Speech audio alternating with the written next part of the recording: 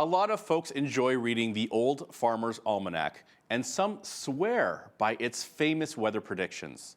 Joining us today to chat more about this is Carol Connare. She is the editor-in-chief of the Old Farmer's Almanac Canadian edition. Carol, it's great to have you with us. Welcome to Bridge City News. Thank you. Great to be here. So let's get started. For anyone not familiar with your publication, how would you best describe the Old Farmer's Almanac? Oh, old and new. We have the old in our name, but we have tons of new stuff every year. So I think that's what's kept us around for 233 years is that we have this great blend of tried and true, but also what is the newest stuff out there? What are we curious about? 233 years. Wow, that's really impressive. So let's talk about the weather now, and let's get right into the nitty gritty. Bad news first. You say cold for Ontario and eastern Manitoba?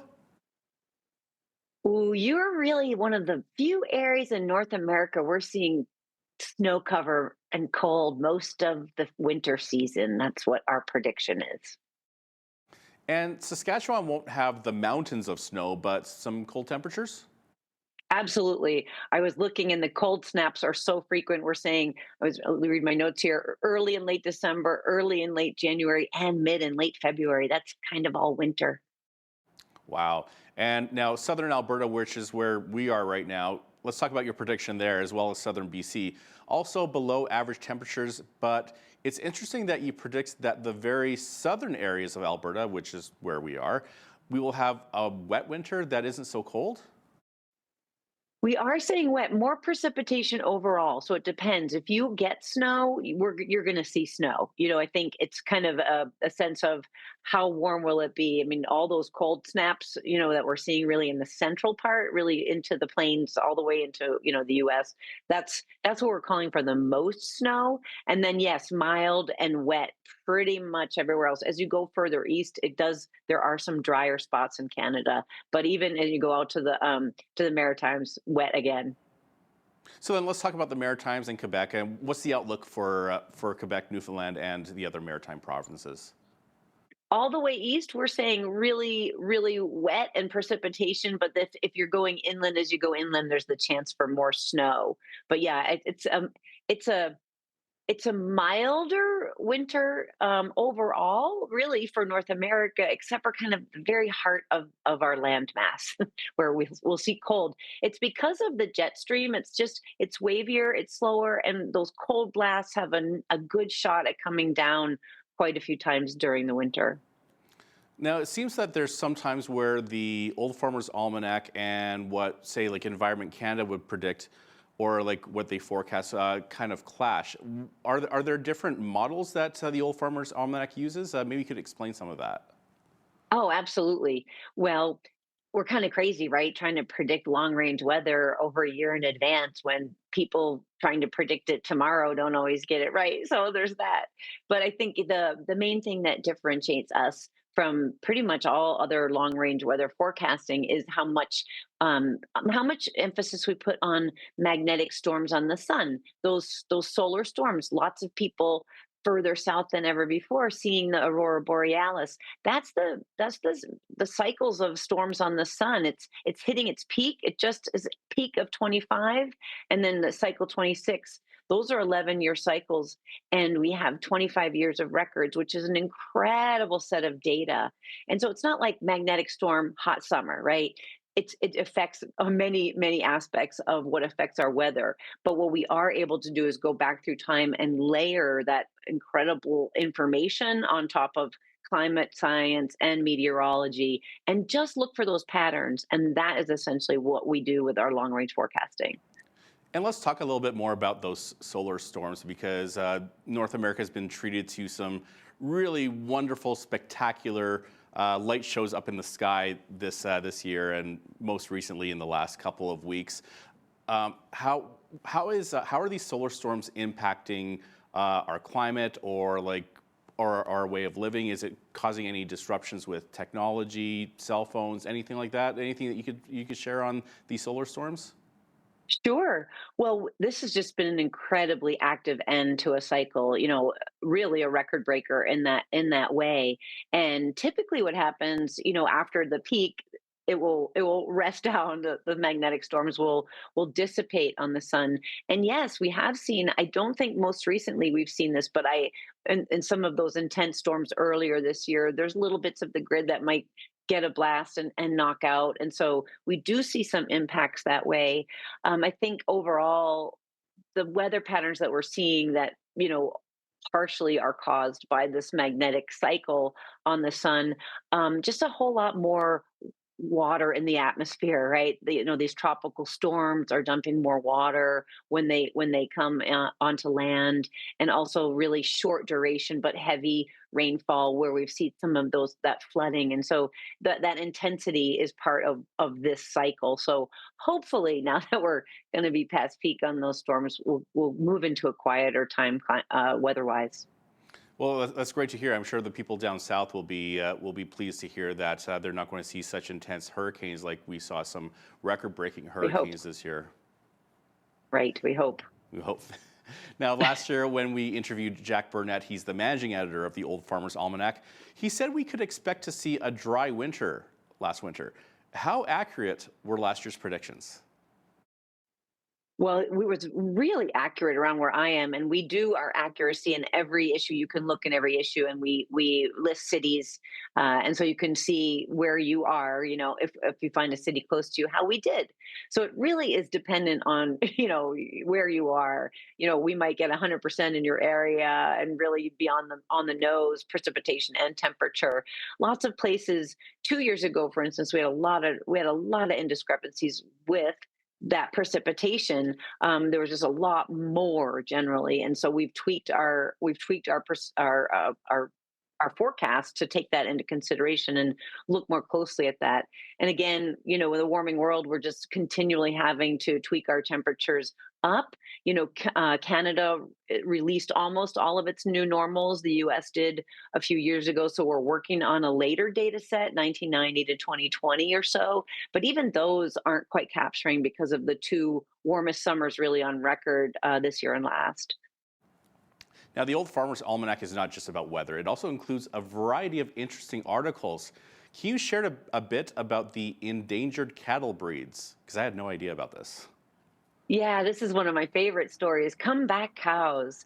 Yes, and so we were looking at cattle breeds that are really making a comeback in Canada. There's a Speckle Park is a breed from Europe, from, let's see, that's from Alberta, right? And so things that we've learned about these breeds is that they have a lot of resiliency, just like heirloom tomatoes. Say they might be more resistant to blight. Well, these animals, heritage breeds, often had to do three things: plow, make milk, and feed the owner. And so those are really wonderful qualities today, and we're finding they might have natural resistance to things like hoof disease, or just be able to survive on a better variety of feed that isn't a monoculture. So lots of advantages with these heritage breeds, and the fact that Canadian breeders are bringing them back so successfully is a great news story. And you also take a look at whether planet Earth is on a collision course with a collection of space rubble. Right, I wrote that one. Yeah, Bennu. I became, let's say, fascinated by this near asteroid. It's not going to hit us, so that's the good news. Jazz hands. Um, but what's really cool about it is it's very close to us. And last September, we went and grabbed. Well, we came back with dirt from it, and so this incredible set of studies is going on now. And the interesting thing about Bennu is that it was likely created very close to when the Earth was created, so we can get some information there, more information hopefully about the creation of our own planet, because this has been hanging around for 400 million years, and has got some of the same stuff that we do. Okay, so that's good news. There's no giant asteroid heading towards Earth. There's no Armageddon situation here, because I don't even know if Bruce Willis and Ben Affleck are available for that. It's Now, many of us are cat lovers. Not me, I'm team dog. But there's an article on understanding and interpreting the curious behaviors of cats. Can you share some examples of some strange behaviors and what they actually mean? right. Well, I can't give away all of our secrets, but it's a wonderful story. Yeah, cats. You know how they knead, or making biscuits. It's called. What is that for? There's a few reasons. Um, they might, sometimes it's just a stress relief thing. It's a natural thing for them to exercise their paws. What is catnip really doing? We tell you about that. Blepping is this sort of like little thing they do with their tongue. Again, several reasons. It might be a stress thing. It might be just some fun they're having. So we give you lots of those facts about cats. We kind of had to do that because we did dogs a few years ago, and the cat lovers, as you well know, we heard from them. So there's our cats. So when the cat is doing this, this is called making biscuits? Yeah, making biscuits Where or did that come kneading. Yeah. from? I know, right? Cat lovers have a lot of time on their hands to say cute things. And I also heard when a cat, like, say, brings you like a dead animal, it actually doesn't think you're eating enough, and so it's trying to help you. Is that true? Yeah, and it's very proud of its catch. Like they're hunters, right? So they want their owner to know, look what I got for you. You shouldn't be so hungry all the time. That's interesting because we were just talking about that in the office the other day too, about when a cat brings you a dead animal. Now, I also noticed that the Old Farmer's Almanac has a set of tables to follow for planting crops and veggies. And apparently moon cycles can have effect on growth. Tell me more about that. Absolutely. So, well, where you are, you probably don't see too many tides, but the truth is, we know that the moon affects water, affects our oceans, but it also affects water we can't see. The ground has water in it. Plants are 90% water. We're about 60% water. And so, what's that doing? And the idea, of course, in 1792, every other person was a farmer, and boy, they wanted any leg up, to make sure their crops worked. And our founder, Robert B. Thomas, was an astronomer. And like many, he looked to the sky for reasons and seasons, and the idea about the moon. So it's very simple in a nutshell.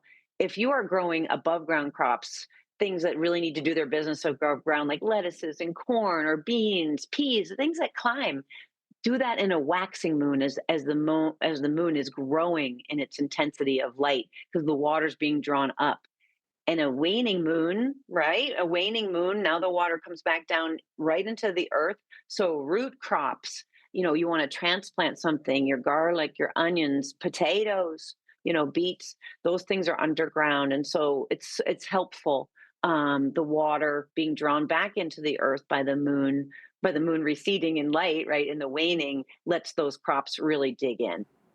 That's really interesting because I have a few plants around my home and I water them, but sometimes they just don't survive. And I think that's the reason why I don't have kids is because if I can't make a plant survive, what chances do I have with a kid? But maybe I should read the Old Farmer's Almanac and get some tips on how to take care of the plants in my home.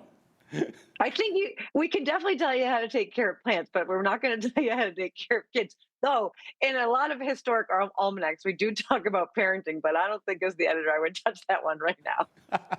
Okay, and then in our last couple minutes here, what is the overall Canadian summer weather prediction looking like?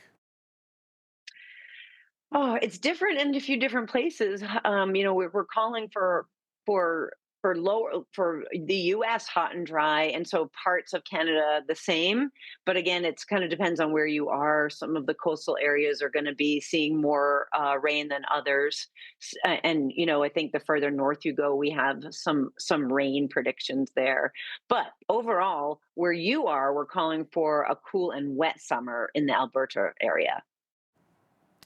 Great.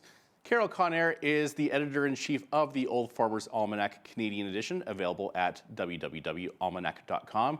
Carol, thank you so much for sharing these interesting stories and weather predictions with us. Thanks for having us. I'm Naveen Day. On behalf of all of us here at Bridge City News, thanks for watching.